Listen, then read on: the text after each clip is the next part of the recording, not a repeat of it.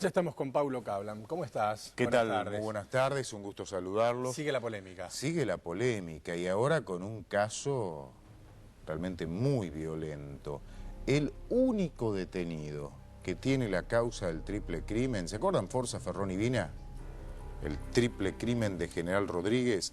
Hay un solo detenido y otros 3 que están imputados en la causa y van a ser juzgados desde el 3 de septiembre próximo. Y hay un quinto que está prófugo. Se llama Cristian Daniel Lanata, uno de los hermanos Lanata. Es el que quedó preso. Tiene salidas laborales, pero no cualquier salida laboral, ¿eh? Le permiten, o un tribunal, pese a la oposición del fiscal Juan Bidone, un fiscal que conoce, Juan Ignacio Bidone, que conoce la causa, que la investigó, que sabe quién es quién en esta historia y que se opuso porque considera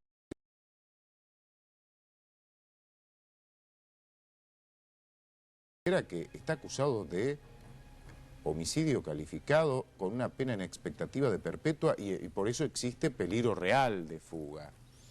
Pese a todo, un tribunal autorizó a Cristian Lanata para salidas laborales como motorista, trabaja como motorista de una categoría menor del TC, el TC Mouras. El piloto se llama Gastón Alejandro Fontana. El fiscal dijo, hay peligro de fuga. Y tiene razón en decirlo. A este hombre lo pueden llegar a condenar, si lo encuentran culpable, a perpetua. Y sale a participar, a arreglar motores de una carrera de autos. Eso es lo realmente llamativo. Mientras tanto, se espera el inicio del juicio oral y público. Va a ser el 3 de septiembre próximo, un juicio que hay mucha expectativa por lo que se pueda escuchar en esa audiencia. Aparentemente a Forza, Ferrón y Vina los mataron fue un complot para asesinarlos en medio de negocios ilícitos. De eso se trata. A los 13, a los 3. Lo concreto es que la investigación del fiscal Bidone llegó a la conclusión que había un plan organizado. Leo textual la elevación a juicio del fiscal. Se encuentra acreditado que al menos 4 sujetos de sexo masculino coparticiparon funcionalmente en la ejecución de un plan criminal previamente acordado, llevando a cabo en base a una distribución de roles, tareas preestablecidas que comprendían privar ilegalmente la libertad mediante el empleo de violencia y amenazas y dar posterior muerte a Damián Ferrón, Leopoldo Vina y Sebastián Forza.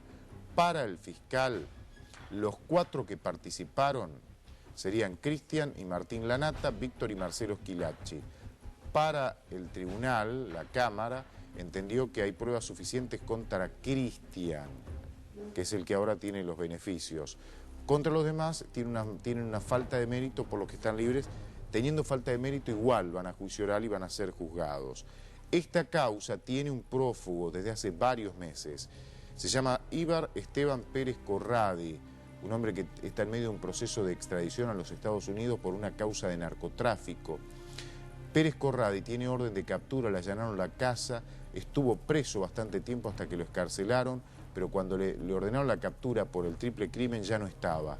Está prófugo, tiene captura nacional e internacional, no solamente por este caso, sino que, repito, porque tiene un pedido de extradición a Estados Unidos por un intento de contrabando. Ah, bueno. Completito. Sí, aparte es uno de los empresarios farmacéuticos vinculados al narcotráfico más enigmáticos de la Argentina. Es un hombre muy joven, a quien todos le tenían miedo. De hecho, Forza ya lo había denunciado, le tenía pánico. Era el que le había mandado a la silla de ruedas. Era el que lo había amenazado previamente a Sebastián Forza. Había sido socio de Forza. Y Forza aparentemente no le había devuelto dinero que le había dado. Es una cuestión de esta índole. Además, Pérez Corradi, este empresario, era un hombre que tenía muchos contactos con algunos mexicanos que estaban comprando efedrina, narcos, era el nexo. Y de acuerdo a una de las líneas de investigación, porque en realidad el móvil sería una combinación de hechos, esta gente estaba intentando, cuando digo esta gente, los 3 fallecidos, estaban intentando vender efedrina. Concretamente iban a participar de una reunión por venta de efedrina a supuestos clientes de Pérez Corradi. Además, había un tema financiero de cambios de cheques vinculados, muchos de esos cheques vinculados a la asociación bancaria. Recuerden que terminaron presos, dirigentes gremiales, lo que llamó la mafia de los medicamentos. Bueno, también estaban involucrados en ese expediente. ¿Qué olla se destapó a partir de este crimen? ¿No? Menos, un antes y un después. Menos esclarecerse del todo lo que pasó. Porque todavía no está nada claro y eso es cierto. Sí se supo la trama de por qué. A ver, que se estaban organizando mafias muy importantes en la Argentina. Mafia de los medicamentos, el narcotráfico internacional con la efedrina, la mafia financiera, los cambios y ventas de cheques de los que participaban algunos sindicatos, algunas financieras. Era todo un negocio ilegal fenomenal que rozaba muchas veces la política. Digo muchas veces por no decir todas las veces. Este caso ocurrió en agosto de 2008, generó un antes y un después. Más allá de que fue la primera vez que aparecían 3 personas asesinadas, ejecutadas de esta forma, en un zanjón de General Rodríguez, y que destapaba por primera vez una trama mafiosa con una ejecución mafiosa. Fue el primer hecho de una saga de crímenes que lamentablemente después ya no conmovieron tanto. Este fue el primero. En 10 días se cumplen 4 años y estamos en veremos todavía. El 3 de septiembre se va a iniciar el juicio oral y público contra 4 acusados. Cristian Daniel Lanata, que es el único detenido que encima tiene un beneficio de salidas laborales, pese a tener en expectativa una pena de perpetua, porque lo pueden llegar a tener perpetua. ¿Cuál es la hipótesis? Lo dejan ir a las carreras de auto. Y perdona que te interrumpa, ¿cuál es la hipótesis del fiscal? ¿Qué fue lo que pasó? ¿Cómo es la trama por la que estos hombres llegan a juicio oral? Habla de una combinación de móviles. La efedrina, cuando digo efedrina, entiéndalo por narcotráfico, financiero y de medicamentos. Había todo un entrelazado de negocios, un poco ilícitos, de deudas, un poco de intromisión en un negocio que no correspondía y un poco de todo, va. De acuerdo a la investigación del fiscal, hubo un plan para sacar del medio a esta gente. Les tendieron una trampa, una supuesta venta de efedrina. Supuestamente Ibar Pérez Corradi, a través de terceros. A través de terceros. Supuestamente. Pérez Corradi nunca aparece en esta historia, comprando directamente o negociando, porque ya estaba peleado con Sebastián Forza, es más, lo había amenazado de muerte de acuerdo a denuncias previas que había en el expediente. Lo concreto es que hubo un plan criminal, una celada, una trampa, un supuesto comprador de efedrina, una cita en un hipermercado de la autopista Buenos Aires-La Plata. Eso sí está confirmado, ¿no? Sí. Se encontraron en ese hipermercado que está al costado. No queda claro si llegaron o no llegaron o los raptaron antes, porque no se los ve entrar.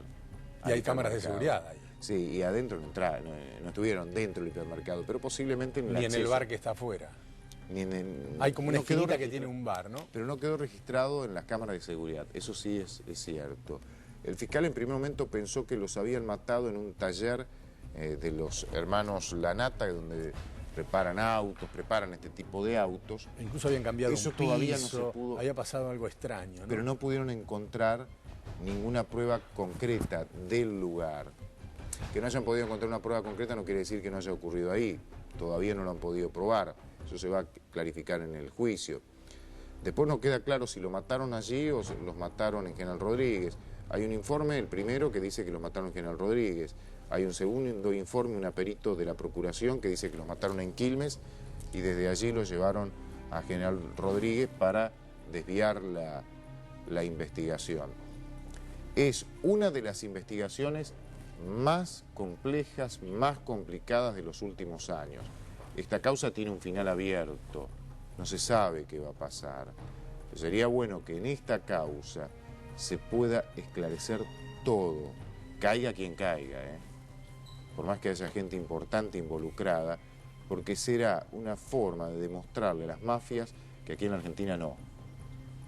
De todas maneras no es más que una expresión de deseo, todavía está muy lejos para que sepa. Gracias, Pablo. Te espero en un ratito. El doctor Alejandro Sánchez Calvermaten está con nosotros, es el abogado de la familia, la que actúa como querellante, ¿no?, de Vina. Esto a propósito de que mañana se cumplen 4 años del triple crimen de General Rodríguez. Con algunos avances se conoció el 31 de julio, por ejemplo, la morigeración de la prisión de la que gozaba Martín Lanata, uno de los acusados, y por otra parte el 3 de septiembre, ¿no es cierto?, que ya comienza el juicio.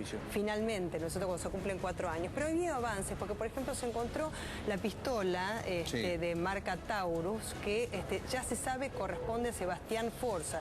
Y esto en la camioneta también de uno de los implicados, que había sido incinerada, porque supuestamente a propósito de esto no se quería que se encontraran pruebas.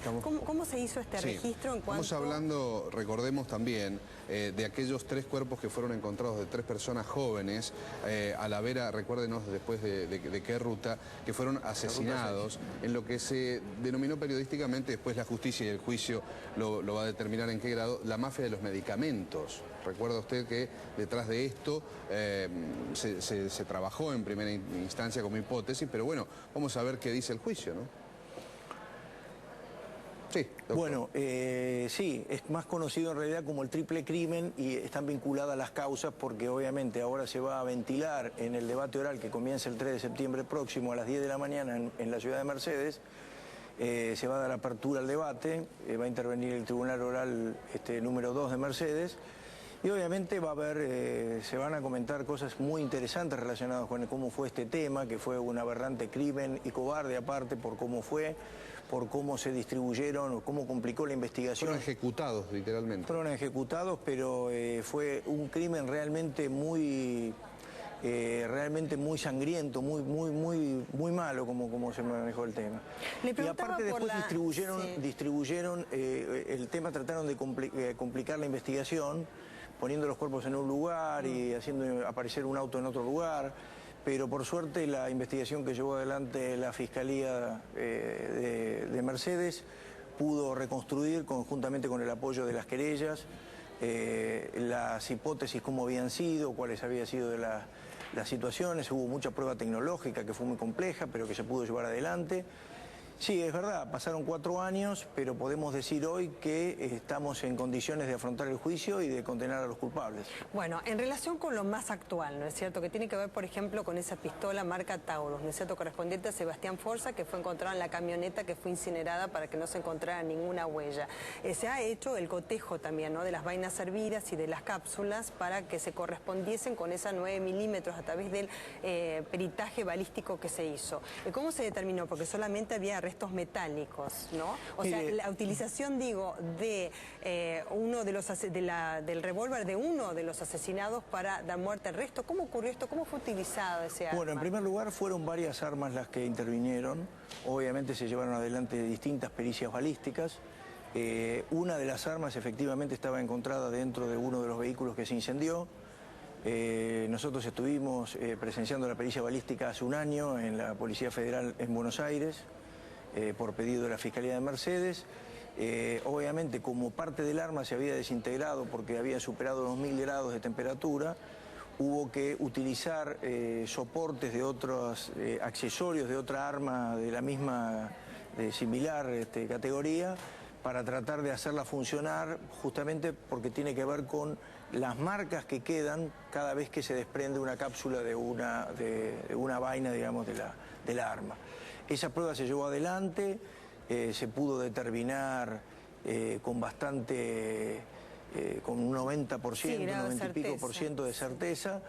Por tanto, eso sumado a otras pruebas que se hicieron simultáneamente, que también intervino la provincia de Buenos Aires y en algunos casos también otras fuerzas de seguridad que son que tienen herramental para llevar adelante este tipo de pericias, se pudo lograr establecer un poco todo, como fue en cuanto a esa arma puntual, ¿no? Pero son varias. Doctor, usted representa básicamente a la familia de Leopoldo Vina, ¿me corrige si no es así? Yo soy abogado de los padres de Leopoldo Vina y de la viuda. Y de la viuda. ¿Usted cree que había entre Sebastián Forza, Damián Ferrón y su defendido la misma vinculación con estas personas que son los Lanata y el señor Esquilachi? ¿Tenían todos la misma vinculación? No. Se ha determinado individualmente, obviamente porque son 3 personas que aparecieron muertas en un mismo lugar.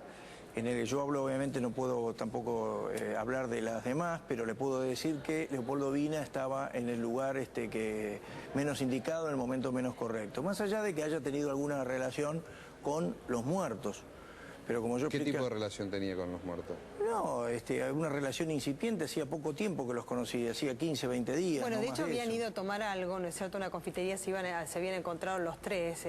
Claro, el día que antes de haber sido desaparecieron y que está asesinados. expresado en el requerimiento de elevación a juicio, Sí. se determinó que habían estado en un lugar ahí cerca de Avellaneda. ¿No eran socios, no tenían ningún tipo? ¿Eran conocidos? Se ha hablado mucho, pero a veces Claro, por el eso le periodismo no pregunto. refleja necesariamente lo que evidencia la causa, pero se ha podido ir demostrando que más allá de la poca o corta, mucha relación que hayan tenido, que en el caso de Leopoldo obviamente los conocía, pero hacía muy pocos días, que no tuvo realmente mayor soporte, o sea, estar en ese lugar realmente y haber terminado como terminaron los 3, da la pauta de lo grave y de la gravedad de los criminales. Por eso que, volviendo un poco a la resolución del 31 de julio que les comentaba recién, donde de alguna manera le están dando una salida transitoria para trabajar a uno de los hermanos Lanata, que no es Martín sino Cristian, el hermano, porque a Martín le denegaron la morigeración de la pena, a nosotros nos parece que para ir a trabajar a ATC como motorista de Fontana ahora en los próximos días,